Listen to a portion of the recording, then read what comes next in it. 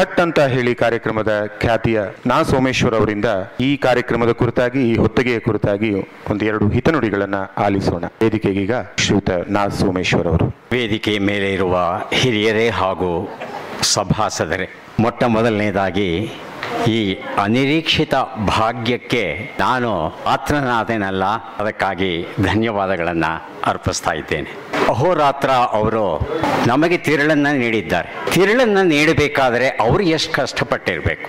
ನಾರನ್ನು ತೆಗಿಬೇಕು, ವಜ್ರ ಸಮಾನವಾದ ಕರಟವನ್ನು ಒಡಿಬೇಕು, ಆನಂತರ ಸಿಗುವ ತಿರುಳನ್ನು ಅವರು ನಮಗೆ ಬಹಳ ಬಹಳ ಬಹಳ ಸುಲಭವಾಗಿ ನಮಗೆ ಹಂಚಿದ್ದಾರೆ ಈ ಒಂದು ಪುಟ್ಟ ಪುಸ್ತಕದಲ್ಲಿ. ಸಸ್ಯಗಳಿಗೂ ಸಂವೇದನೆಗಳಿರುತ್ತವೆ.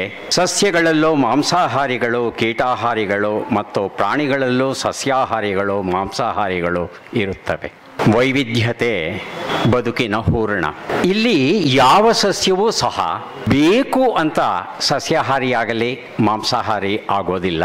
ಅದು ತನ್ನ ಬದುಕನ್ನು ನಡೆಸೋದಕ್ಕೆ ಈ ರೂಪವನ್ನು ತಳಿಬೇಕಾದದ್ದು ಅನಿವಾರ್ಯ. ಒಳ್ಳೆ ನಮಗೆಲ್ಲ ಗೊತ್ತು, ಹಚ್ಚುತ್ತೆ, ಹೀರುತ್ತೆ, ರಕ್ತವನ್ನು ಹೀರುತ್ತೆ, ನಾವೆಲ್ಲ ಬೈತೇವೆ.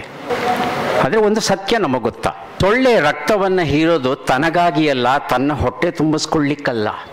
ನಮ್ಮ ರಕ್ತವನ್ನು ಹೀರೋದು ತನ್ನ ಸಂತಾನಕ್ಕಾಗಿ. ಒಳ್ಳೆಯ ಮಕ್ಕಳಾಗಲಿ, ಪುಷ್ಟಿವಂತ ಮಕ್ಕಳಾಗಲಿ, ಅವರು ಚೆನ್ನಾಗಿ ಬೆಳೀಲಿ ಅನ್ನೋ ಏಕೈಕ ಆಸೆಯಿಂದ ಸೊಳ್ಳೆ ನಮ್ಮ ರಕ್ತವನ್ನು ಹೀರಿ ನಮ್ಮ ರಕ್ತದಲ್ಲಿರ್ತಕ್ಕಂಥ ಪ್ರೋಟೀನ್ ಅಂಶಗಳನ್ನು ಬಳಸ್ಕೊಂಡು ಉತ್ತಮವಾದ ಮೊಟ್ಟೆಗಳನ್ನು ಇಟ್ಟು ತನ್ನ ಸಂತಾನ ಎಲ್ಲ ರೀತಿಯಿಂದಲೂ ಸಮಗ್ರವಾಗಿ ಬೆಳೀಲಿ ಅನ್ನೋ ಆಸೆಯನ್ನು ಹೊಂದಿರುತ್ತೆ.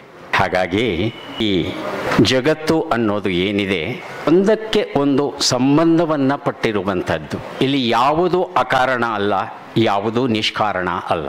ಈ ಸಂಬಂಧಗಳ ಸರಮಾಲೆ ಏನಿದೆ ಅದನ್ನು ಅರ್ಥ ಮಾಡಿಕೊಂಡಾಗ ಆಗ ತಿರುಳು ನಮಗೆ ದಕ್ಕುತ್ತೆ.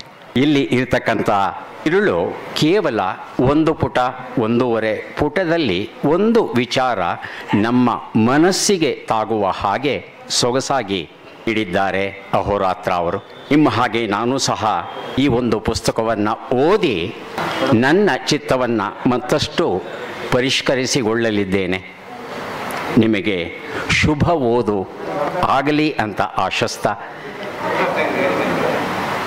ತಮ್ಮ ಜೊತೆ ಒಂದೆರಡು ವಿಚಾರಗಳನ್ನು ಹಂಚಿಕೊಳ್ಳಿಕ್ಕೆ ಅವಕಾಶ ಮಾಡಿಕೊಟ್ಟ ತಮ್ಮೆಲ್ಲರಿಗೂ ನನ್ನ ಕೃತಜ್ಞತೆಗಳನ್ನು ವ್ಯಕ್ತಪಡಿಸ್ತಾ, ಇನ್ನೇನು ಗೌರಿ ಹಬ್ಬ ಚೌತಿ ಬರಲಿಕ್ಕೆ ಹೆಚ್ಚು ಸಮಯ ಇಲ್ಲ. ಮನೆಗೆ ಬಂದಂತಹ ಜನಕ್ಕೆ, ಮುಖ್ಯವಾಗಿ ಮಕ್ಕಳಿಗೆ, ನೀವು ಚರ್ಪನ್ನು ಏನು ಕೊಡ್ತೀರಿ, ಆ ಚರ್ಪಿನ ಜೊತೆ ಇಂತಹ ಒಂದು ಪುಸ್ತಕವನ್ನು ಸೇರಿಸಿಕೊಟ್ರೆ ಬಹಳ ಚೆನ್ನಾಗಿರುತ್ತೆ. ಇದರಿಂದ ಪುಸ್ತಕ ಸಂಸ್ಕೃತಿ ಮಾತ್ರ ಅಲ್ಲ, ಆ ಮಕ್ಕಳ ಬದುಕಿಗೆ ಒಂದು ಹೊಸ ಸಂಸ್ಕಾರವನ್ನು ಕೊಟ್ಟ ಪುಣ್ಯ ನಿಮ್ಮ ಪಾಲಿಗೆ ಬರುತ್ತೆ. ಅತ್ತಿಮಬ್ಬೆಯನ್ನು ನಾವು ಸ್ಮರಿಸ್ಕೋತೇವೆ ಇವತ್ತಿಗೂ.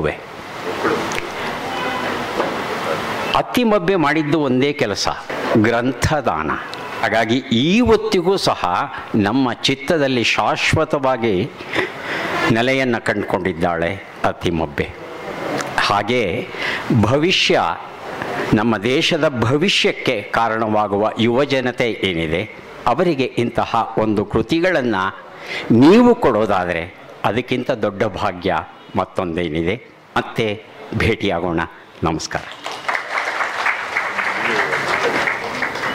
ಪುಸ್ತಕ ಸಂಸ್ಕೃತಿಯ ಕುರಿತಾಗಿ ಅತ್ಯಂತ ಸೂಕ್ಷ್ಮವಾಗಿ ಮನತಾಕುವಂತೆ ಮಾತನಾಡಿದಂತಹ ನಾ ಸೋಮೇಶ್ವರ್ ಅವರಿಗೆ ಹೃತ್ಪೂರ್ವಕ ಅಭಿನಂದನೆಗಳನ್ನು ಸಲ್ಲಿಸ್ತಾ ಇದ್ದೇವೆ.